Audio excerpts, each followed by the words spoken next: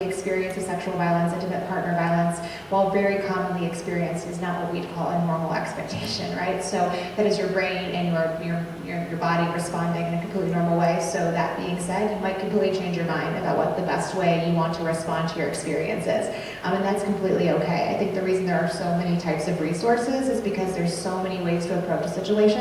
And so if at any point you're engaging with a service and don't want to, I know it's not uncommon for survivors to go to treatment and counseling and then to leave counseling and then to go back to counseling years later, because your relationship to your experience will change over the course of your life. And sometimes you won't want to touch on it, sometimes you will. So there are lots of options, and there's no wrong way to approach a situation unless it's the way that you don't want to. Yeah, I think one other thing that's kind of a myth is that if you go into counseling for a trauma, they're going to just ask you to tell about everything that happened. So, oh, you were assaulted, tell me all about it. That's not what we do, actually. So the first thing we do is say, how are you sleeping? Are you eating? Are you going to classes? So the very first stage of trauma therapy is to stabilize the person, to get it so they can sleep and eat and go to class and be functioning okay. And if we do that, maybe that's all the person needs. They may not have to go back and sort of talk back through exactly what happened.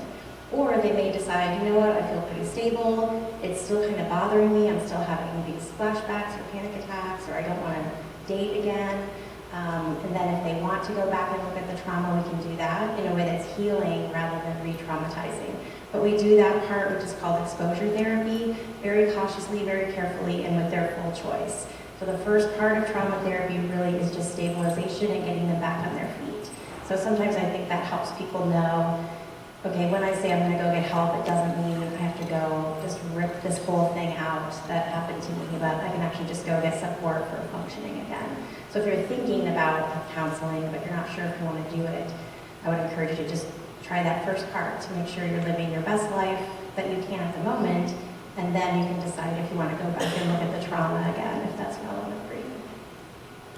And I just wanted to add that at OIE we take the same approach. So I mean, if you come to OIE because you are struggling academically or you need some other type of accommodation or resource, we're going to really let you take the lead for what you want to tell us. So if you just want to say, like, I'm in an unhealthy relationship and it's causing me to miss class and fall behind, we're going to work with you to try to get you back on track academically. We're not going to ask you to provide details that you don't want to provide. What I hear amongst everybody's responses here is a desire to make right what has happened to somebody. When somebody experiences a sexual violation, they have their power and control taken away from them.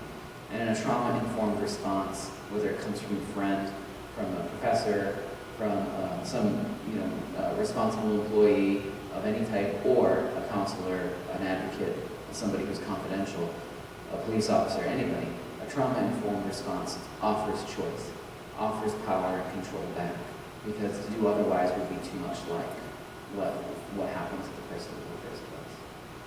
In the interest of time, we will wrap our session now. I'm really appreciative of all of the work of everybody on the panel. If everybody please give them a round of applause. I know for myself, some of us may be able to stay here and take any questions that people did not feel comfortable asking in front of the large group. But for now, we thank you so much for attending this event and learning a little bit more about the resources available. Please grab some resources on your way out. We have a lot of them up over on the table right through the door. And thank you again. Have a wonderful